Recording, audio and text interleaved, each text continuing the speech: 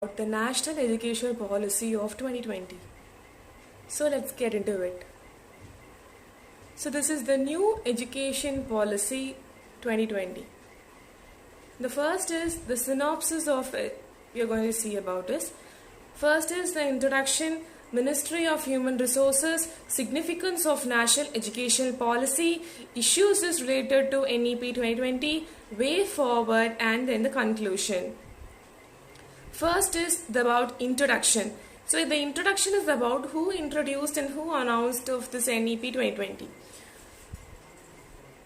The National Education Policy of NEP 2020 was announced by the Ministry of Human Resources Development, so that is soon to be called the Ministry of Education. The policy aimed at transforming the Indian education system to meet the needs of the 21st century. The new policy seeks the reinforced rectification of poor literacy and the numerous outcomes associated with the primary school education, that is about the dropouts of the middle and the highest primary secondary schools, and the adoption of multidisciplinary approach in the higher education. Apart from this policy, after the focus of an education, childhood care, restricting curriculum and pedagogy, reforming the assessment exams of investing in the teacher training and the broad basing their approach. So though the NEP 2020 seeks to bring a holistic change in education system of India, its success depends upon the will and the way that was to be implemented. Next is about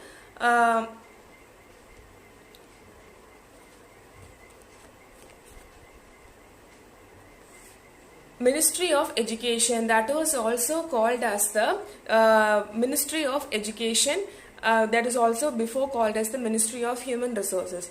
So the first is the first schools of 10 plus 2 plus and 5 plus 3 is about the current system of which is policy of the schooling, that is from class 1 to 10, that is age from 6 to 16.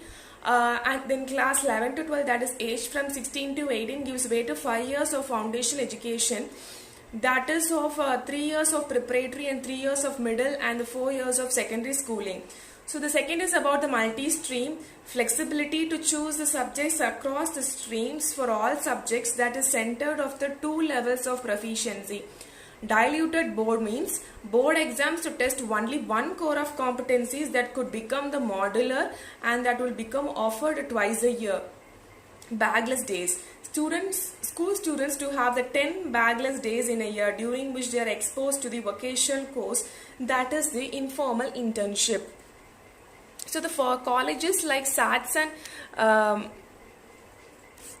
Satellite College Test, the National College Testing Agency to conduct common college entrance exam, that is twice a year. 4-year bachelor. 4-year bachelor means a 4-year multidisciplinary bachelor program to be preferred.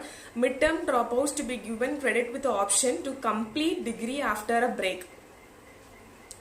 No affiliation over next 15 years of colleges to be graded autonomy to give degree affiliations with the universities to end, so that deemed to be the university status. So fee cap is about the proposal to fee cap free charged by the private institutions of higher learning. Going local means top rated global universities to be facilitated to come to India. Indian institution to be encouraged to the global. The significance of NEP 2020 is the making education on more inclusive. That is, NEP proposes the extension of right to education to all the children at the age of 18. Confluence of education and skills, that is about the aspect of scheme is the introduction of vocational course with an internship. This may nurture the vulnerable sections of society to end the children to school. So the allowing foreign universities, so that is document states universities from among the top 100 in the world will be able to set up the campus in India. Ending Hindi versus English debate is about NEP once for all Bari students.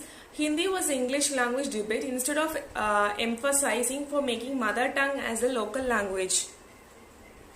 These are the significance.